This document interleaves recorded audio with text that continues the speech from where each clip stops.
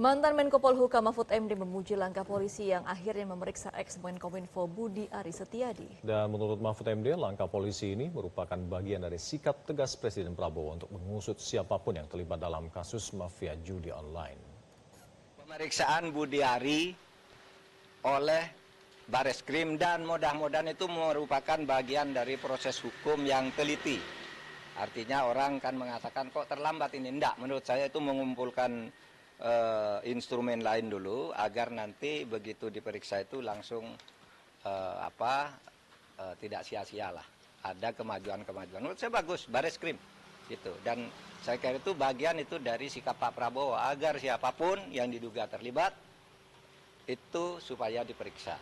Dan biasanya orang-orang yang paling penting itu memang diperiksanya belakangan.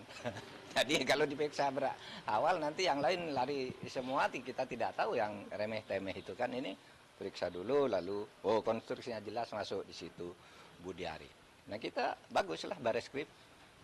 Kalau saya sendiri kan sejak awal memang intinya ada di situ. Bagaimana seorang bisa korupsi di situ, tidak diseleksi, lalu diberi jabatan, ditanya ijazahnya tidak jelas, keahliannya tidak jelas, hanya katanya mengaku bisa menangani IT lalu diangkat dalam jabatan penting dan di sana ternyata membuat situs untuk judi online sendiri, dikelola sendiri, lalu ada kantornya sendiri di luar dan macam-macam itu kan yang terberitakan. Nah pasti Budi Aris bertanggung jawab dong. Kalau itu lolos saya kira agak aneh ya. Kalau lolos agak aneh bagi saya. Pasti ada sesuatu yang tidak wajar kalau dari logika itu. Tapi oke lah itu urusan hukum. Budi Aris berhak membela diri dan mencari pembela yang terbaik. Seperti halnya penegak hukum harus bekerja sungguh-sungguh. Pembela sekelas apapun harus bisa dilawan, kan gitu. Sementara itu, Ketua Komisi 3 DPR RI Habibur Rahman menganggap wajar polisi memeriksa Budi Aris dalam kapasitasnya sebagai mantan Kominfo dan Habib meyakini Budi Aris profesional dalam pekerjaannya. Ya, bagus ya, silahkan saja ya diperiksa. Pak Budi juga saya pikir akan